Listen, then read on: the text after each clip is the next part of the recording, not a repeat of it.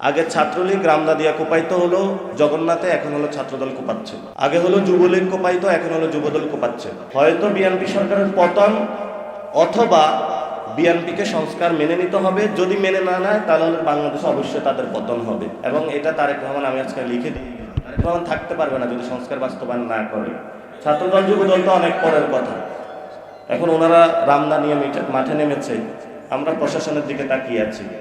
প্রশাসন যদি এটা নিষ্ক্রিয় করতে না পারে তাহলে তো আমাদের নিরাপত্তা আমরাই নিশ্চিত করতে হবে। সবাই প্রস্তুত হন ইনশাআল্লাহ। আমরা যখন এই প্রোগ্রামে চলাকালীন ঠিক সেই সময়ে পুরো বাংলাদেশে সন্ত্রাসের রাজত্ব চলছে। আপনারা জানেন ইতিমধ্যেই জগন্নাথের যিনি নির্বাচিত জিএস, তার উপর অতর্কিত হামলা চালানো হয়েছে। জীবন মৃত্যুর সন্দিক্ষণে আছেন। ঢাকা এরিয়ার ওইখানে সন্ত্রাসীরা মারামারি করছে, মারামারি না হামলা চালাচ্ছে। মারামারি হলো দুই পক্ষের মধ্যে, আর এক পক্ষ যদি হামলা চালায় ওটা মারামারি হয় না। ঢাকা কলেজও হয়তো বা একটু পরে শুরু হবে, এই জন্য শুরু হয়ে গেছে। আচ্ছা, আমরা আজকে এখানে একসাথে হয়েছি যখন আজকে 4 তারিখ, আমি যদি 2024-এ ফেরত যাই, ঠিক এই সময়টাতে কারফিউ জারি হবে। আর্মি আমাদেরকে বলল যে আপনাদেরকে শাহবাগ ছেড়ে চলে যেতে হবে, যেই কোনো মূল্যে আমাদেরকে থাকতে দিবে না, অতর্কিত হামলা চালানো হবে। পরবর্তীতে আমরা চিন্তা করলাম যদি ক্যাম্পাসের ভিতরে যাই তাহলে একটা পুরো রাতে একটা ম্যাসাকার চালানো হবে, আর যদি থেকে যাই তাহলে ম্যাসাকার চালানো হবে শাহবাগে।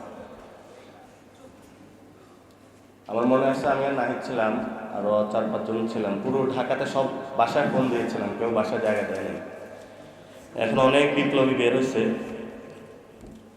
পরবর্তীতে আমরা একটা বাসায় আশ্রয় নিয়েছিলাম।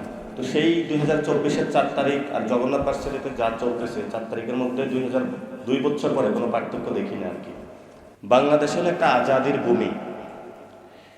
এই আজাদির ভূমিতে অনেক মানুষ লড়াই করে গিয়েছেন। 47-এ লড়াই করে গিয়েছেন, 71-এ লড়াই করে গিয়েছেন, 90-তে লড়াই করে গিয়েছেন, এবং পরবর্তীতে 24-এ লড়াই করেছেন। আমরা কি রাজনীতিটা প্রপোজাল দিচ্ছি, সেই জায়গাটা হলো দায় এবং দরদের, কম্প্যাশনের রাজনীতি। অর্থাৎ আমরা যখন বলি যে উম্মতে মুহাম্মাদি বা দরদি নবী, অর্থাৎ উম্মতের প্রতি অনেক ওনার ভালোবাসা ছিল, দরদ ছিল। সে দরদ থেকে ওনার দায়, অর্থাৎ উনি কেউ কাটা বিছায়া দিচ্ছে পথে, তারপরে হলো দাওয়াত নিয়ে গিয়েছেন। অনেক কষ্ট দিয়েছে, তারপরেও দাওয়াত নিয়ে গিয়েছেন। কেউ ইসলাম কবুল করবে না, তারপরেও ইসলামের প্রচার নিয়ে গিয়েছেন। এই যে দরদ, যে উম্মতকে বাঁচাইতে হবে, হয়তো আমাদের সময়ে এসে আমাদেরও সে দায় এবং দরদ, এই জায়গা থেকে আমরা রাজনীতি করি। এবং এটা পশ্চিমা বিশ্ব থেকে শুরু করে সব জায়গাতেই যারা ইথিক্যাল ভ্যালুজের উপরে রাজনীতি করে তারাও এই কথাগুলো বলে থাকে। দ্বিতীয় যে বিষয়টা, বর্তমান বিশ্বে আমাদের 3টা হলো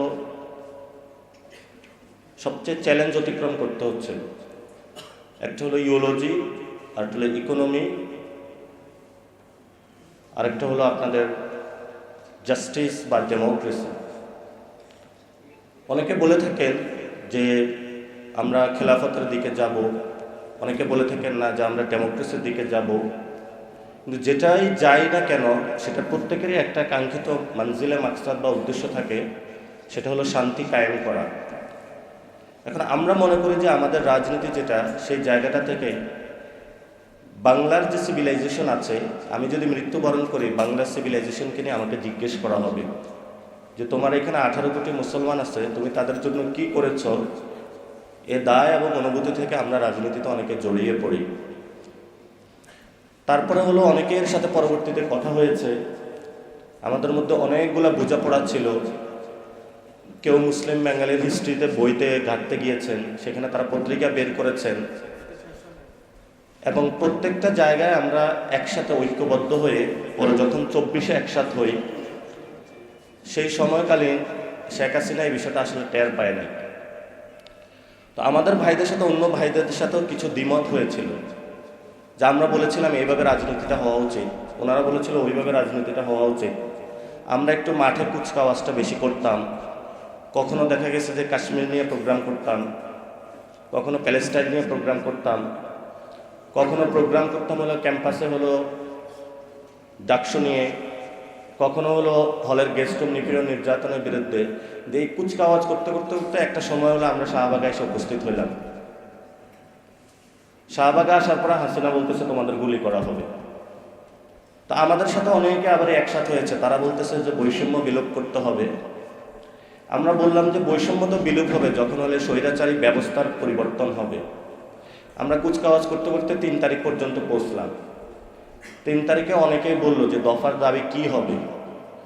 অনেকে এখন দফা দাবি লিখে, যে যেভাবে লেখেক না কেন, রেওয়ায়াত বর্ণিত বিভিন্ন রকম হইতে পারে, সেখানে আমরা একটা সুন্দর জিনিস দিলাম যে ফেসিবাদী ব্যবস্থার বিলোপ এবং নতুন রাজনৈতিক বন্দোবস্ত।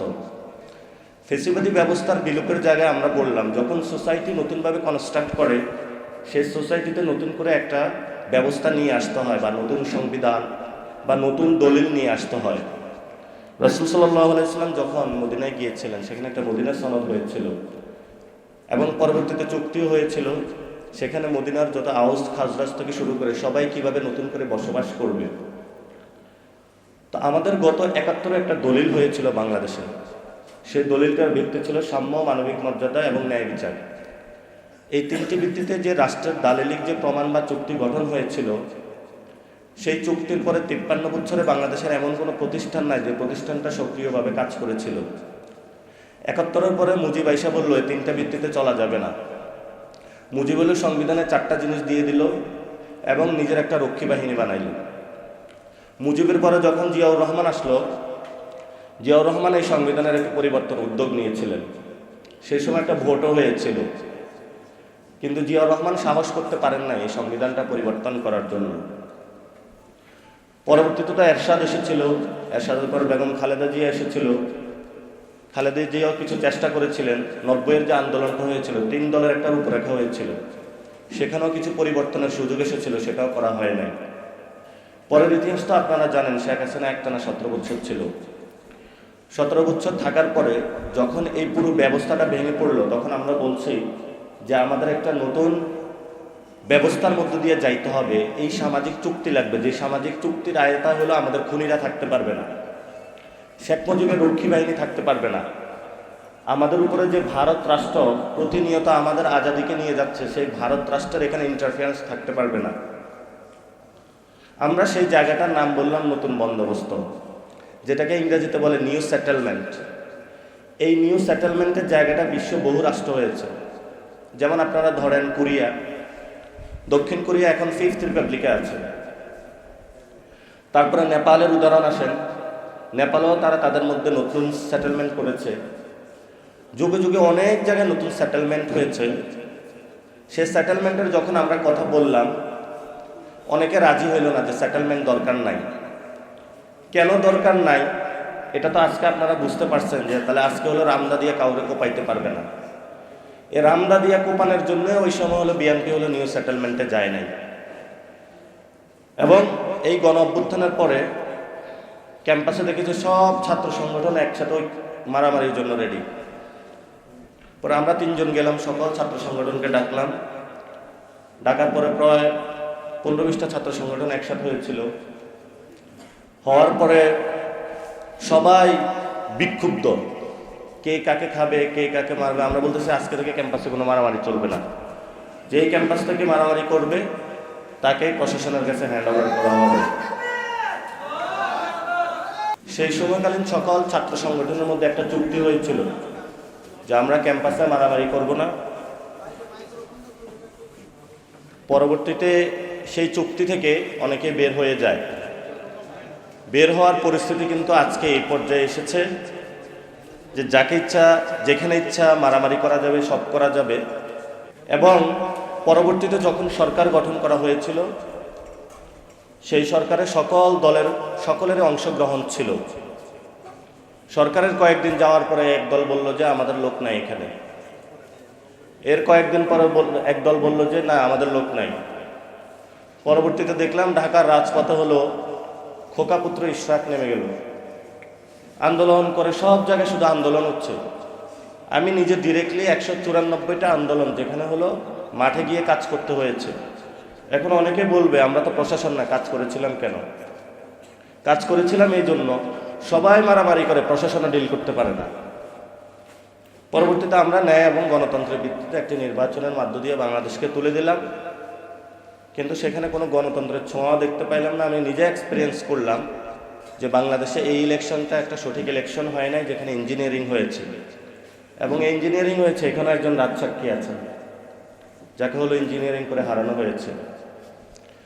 ওই ইলেকশনের আগে আমরা বলেছিলাম আমাদের বাংলাদেশে 3টে জিনিস বাস্তবায়ন করতে হবে। যেহেতু নতুন সংবিধান হয় না, আমরা একটু পিছাইলাম।